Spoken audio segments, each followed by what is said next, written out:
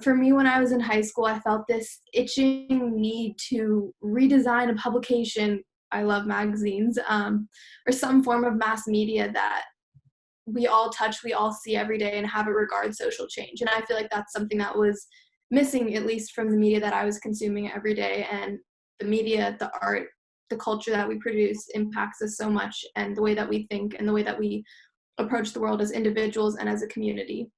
And so when I got to USC, I figured out that that term was called Designing Media for Social Change. And I took a class where I was able to produce my own piece of media. And so I co-founded Genzine with my peers, Sam and Eden.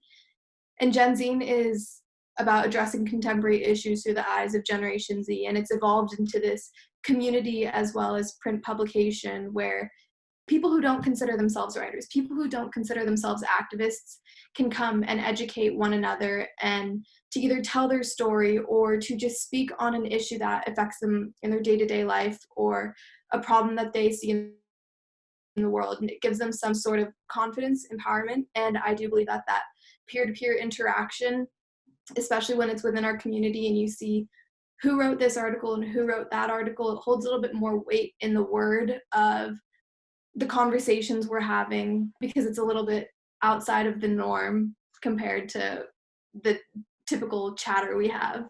After I put this out, I mean, as an artist or anyone, any creative, it's always nerve-wracking when you put out a piece of work. You're like, I don't know how people are going to interact with this. And one of my friends said to me, well, what was the goal? And I was like, well, the goal was to create something with my peers. And I always feel a huge amount of community and kind of power anytime we put an issue out because you get to interact. I get to interact with people who I wouldn't have before, and it's a chance to engage in such an intellectual way, whereas sometimes I feel like that's missing from our mainstream discourse. It just allows me to get so much deeper with strangers and use our words, and I know that you guys use your bodies and voice in different ways, but for me it's just it's a value to engage in these heavier conversations. And for me, it's what can we teach each other and what can we create together? And one day it'll be about how many people we can reach and how we can measure impact metrics and whatnot. But today it really is about community and the power of rising up together. I felt a shift over the past 2 years with everyone, with the physical community around me, in just incorporating Genzine into our conversations every day, and that sense of approaching the world with like compassion, critical thought, curiosity, and just care, genuine care for one another. And stories that are outside of our periphery is huge to me.